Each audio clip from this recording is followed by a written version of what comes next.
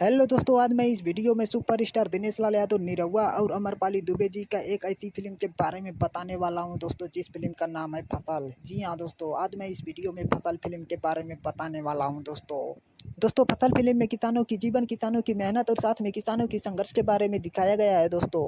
और दोस्तों, आप सबको बता दें कि ये फिल्म सिर्फ मनोरंजन ही नहीं बल्कि एक गहरा संदेश भी देती है दोस्तों। जी हाँ दोस्तों, ये फिल्म ये बताती है कि किसान हमारे समाज की रीढ़ है और हम सबको किसान का सम्मान करना चाहिए।